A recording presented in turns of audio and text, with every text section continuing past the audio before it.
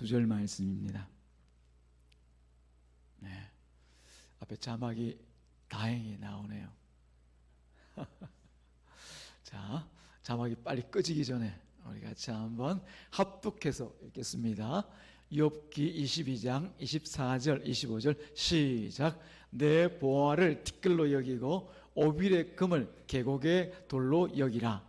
그리하면 전능자가 내 보화가 되시며 내게 고귀한 은이 되시리니. 아멘. 하나님 감사와 찬양을 드립니다. 오늘 임직식에 앞서 예배 중에 또 말씀을 주실 터인데 이 귀한 말씀을 통하여서 다시 한번 우리 삶의 자리와 또 삶의 중심을 돌아보고 앞으로 나아갈 길을 돌아보는 그런 시간 되게 하여 주옵소서. 주님께서 안팎으로 드나드는 모든 발걸음들마다 복의 은혜를 다하시기를 원하고 함께 하시는 주님의 이름으로 예수님의 이름으로 기도드리옵나이다. 아멘.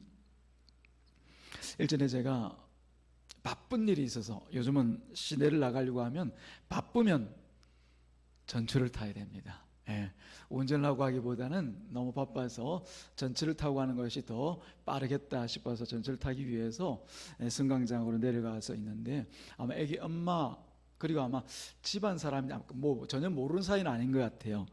애기 엄마가 그 아이들 꼴끌 담는다는 표현은 그렇고 유모차, 그냥 편하게 유모차에 아이를 태우고는 있는데 그 옆에서 아마 아는 분 같아요. 아빠는 아닌 것 같은데 나이가 좀 계셔가지고 아빠는 아닌 것 같은데 그 아이가 이제 바나나 하나를 들고 이렇게 가서 이제 막 먹고 있더란 말이죠. 바나나. 애가 얼마나 맛있게 먹고 있는지 그 어른이 옆에 있다가 지갑에서 돈을 꺼내더니 얼마짜리? 10,000원짜리. 10,000원짜리 꺼내가지고는 야, 너 바나나 그거 놔주면 이 10,000원 줄게. 바꾸자.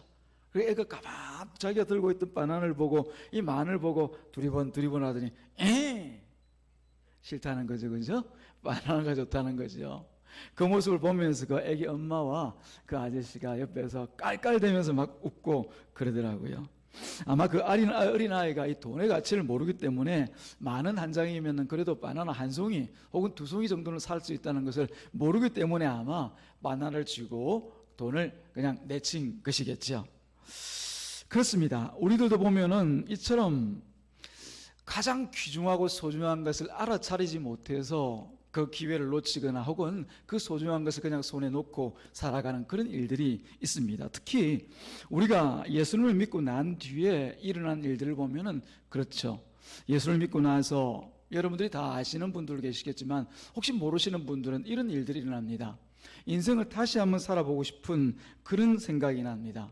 야, 지금까지 내가 예수를 모르고 살 때는 그냥 내 먹고 사는 일, 세상에 나가서 직장 생활에서 돈 벌고 또 내 가정에 내 자녀에 내가 세운 꿈들을 이루어 나가는 것이 더 소중하고 귀중하다는 것을 그렇게 생각하고 살아갔는데 예수님을 알고 나니까 예수님을 내 마음속에 영접했다고 하니까 뭔가 다른 삶을 살고 싶다는 생각이 듭니다. 어떻게 하면은 예수님과 함께 더 좋은 일을 하고 살아야 할까 그런 고민이 드는 것이죠. 그런데 예수를 믿고 난 뒤에 사실 일어나는 많은 일들은 이런 고민과와 달리 굉장히 사소한 일과 부딪히게 됩니다. 사소하다는 것이 뭐 사람에 따라서는 큰 일일 수도 있지만 선택의 문제입니다. 선택. 어떤 작은 것을 두고 뭘 선택할까? 이걸 선택할까? 저걸 선택할까? 이 바나나를 선택할까? 아니면 이 10,000원짜리 한 장을 선택할까? 이런 선택의 문제에 계속 부딪히는 것이죠. 내 인생의 눈이 열려서 모르던 그 천국을 보게 되어지고 또 천국의 열쇠와 같은 예수님을 알게 되고 나서는 고민하지 않을 수가 없습니다.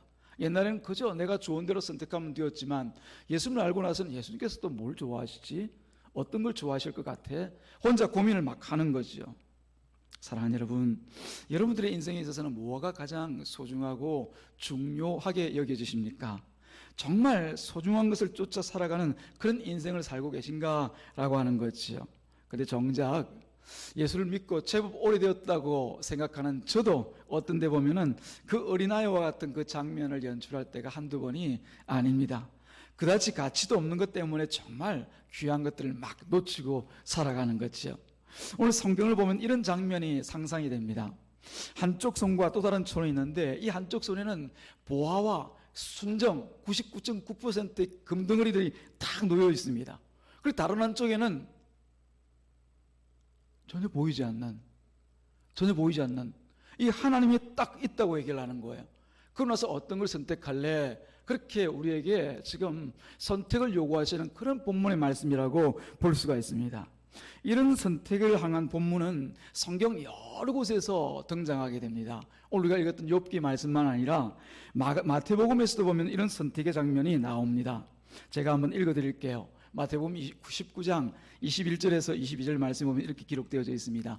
예수께서 이르시되 내가 온전하고자 할 때인데 가서 내 소유를 팔아 가난한 자들에게 주라. 그리하면 하늘의 부화가 내게 있으리라.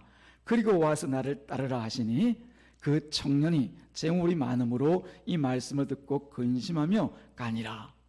이 장면, 앞뒤 장면을 설명하시면 또 이야기가 길어지니까 한 청년이 그냥 예수님을 찾아왔어요. 어떻게든 멋진 인생 한번 살아보겠다고, 자기 나름대로는 더 멋진 인생 한번 살아봐야지. 근데 이 청년이 부자예요. 근데 예수님께서 그 마음속에 뭘 소중하게 여기고 있는지를 다 아시고 그 청년에게 이제 한번 선택을 해보라고 문제를 던지시는 거예요. 네가 지금 가지고 있는 그 재물이 소중한 거냐, 아니면 하나님께서 이 땅 가운데 와 계시는데 이 하나님인 예수님을 따라 쫓아 사는 것이 더 소중하냐, 이 둘 중에 네가 한번 선택을 해보라 라고 하는 거죠. 그래서 청년의 소유를 다 팔아서 구제하고 예수님을 따라다니면서 배우고 또 따르는 그런 제자가 한번 되어볼래? 이렇게 선택을 요청하신 것이죠. 그런데 그 청년은 이 선택의 기로에서 어떻게 했을까요? 여러분 생각하시는 바와 같이 아주 근심할 정도로 고민하고 또 고민하다가 결국은 눈에 보이지 않는 그 하나님이신 예수님을 버리고 재물을 선택하면서 주님의 곁을 떠나버립니다. 이 청년이 볼 때는 어떤가요? 재물이 더 소중한 거죠. 예수님 따라다녀봐야 내가 지금 가지고 있는 재물보다 더 많이 벌 수가 있겠는가? 이 재물보다 더 소중한 게 어디에 있겠는가? 그런 마음 중심으로 결국은 예수님을 버리고 재물을 쫓아 가버린 것이죠. 여러분 같으면 그런 선택의 현장에서 어떻게 하시겠습니까? 천국의 생명인 이 복음을 전하시기 위해서 이 땅에 오신 예수님께서 하신 처음의 일들은 바로 제자들을 찾으러 나가셨어요. 많은 사람들 중에서 오늘도 지금 많이 모여 있지 않습니까? 이 사람들 가운데서 예수님께서 그 제자를 찾아 나가신 거예요.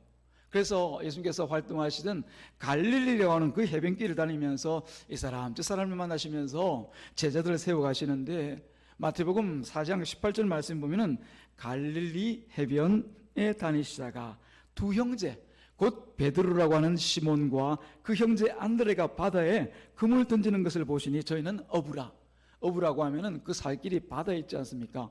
배를 타고 와서 그물을 던지고 고기를 잡아서 그렇게 먹고 사는 사람들이 이 어부입니다.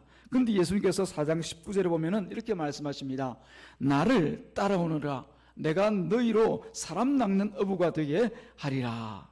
예수님께서 제자들을 부르시면서 너희는 이제 생선 낚는 어부가 아니라 주님을 따라 사람 낚는 어부로 살자, 그렇게 요청을 하시는 거죠. 만선이 되어서 돈을 낚아가는 그런 어부로 사는 삶이 아니라 이제는 나를 따라서 생명 전하는 그런 인생 한번 살아보자. 뭘 선택할래? 주님께서 부르시는 거죠. 억지로 그렇게 하면 안 돼 이렇게 얘기하신 것이 아니라 둘 중에 하나를 네가 한번 선택해봐. 나를 따라와 어쩔래? 그러고 있는 거죠. 그 부르심에 아까 말씀드린 베드로와 안드레와 같은 사람들은 기꺼이 자신의 그물과 배를 버려두고 이제 예수님을 따릅니다.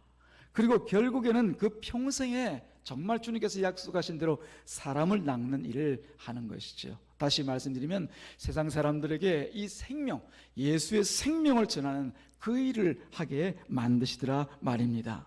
사랑하는 여러분, 그리고 예수님께서 우리 가운데 하신 일도 기억하고 오늘 입식을 진행하였으면 좋겠습니다. 예수님께서 그렇게 부르시고 난 뒤에 어떻게 하십니까? 친히 이 제자들에게 있어서 어떻게 살아가야 되는지에 대한 모범을 보여주셔요. 고난과 핍박을 기꺼이 선택하십니다. 뭘 하기 위해서? 한 사람 한 사람들 얻고자, 한 영혼을 얻고자 자신이 기꺼이 고난을 선택하십니다. 가지 않아도 될 그 핍박의 길을 선택하여 가시는 거죠.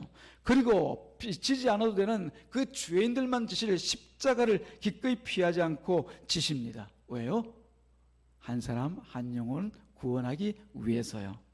그 주님께서 오늘 여기에 있는 우리들에게도 똑같은 약속과 비전으로 부르고 계셔요. 나를 따라오느라 내가 너희를 사람 낚는 어부가 되게 하리라. 지금 중요한 것은 바로 여기 있는 임직자 여러분들이나 이 자리에 함께 예배에 참여하고 있는 여러분들이 어떤 선택을 하는가라고 하는 것이죠. 여기 있는 여러분, 특히 임직을 하는 우리 조주연, 김영미, 강선순, 이양규, 송효순, 그리고 김길래님, 여러분들은 어떤 선택을 하시겠습니까? 나를 따라오느라 내가 너희로 사람 낚는 어부가 되게 하리라. 이 말씀을 듣고 말입니다. 속으로 답을 해 주시기 바랍니다. 욥기 22장 28절 그 밑에 보게 되어지면은 우리 선택이 어떠하든지 하나님께 사실 일들에 대해서 기록을 해놓고 있습니다. 제가 읽어드립니다. 네가 무엇을 결정하면 이루어질 것이요, 하나님을 선택하면 하나님께 사실 일들을 네 가운데 일어나갈 것이고, 네가 그 금과 그리고 보화를 선택하면 보화와 보물이, 금이 네게 주는 그 길을 가게 될 것이다. 그렇게 말씀하시죠. 그리고 네 길에, 하나님을 선택하는 내 길에 빛이 비치리라. 그렇게 말씀하시거든요.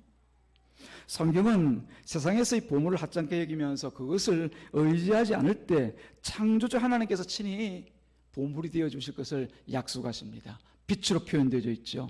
풍성한 삶을 살 것을 약속하고 있습니다. 빛과 같으신 예수님과 동행하고 또 함께하는 그 삶을 살게 될 것을 분명히 약속하고 계십니다.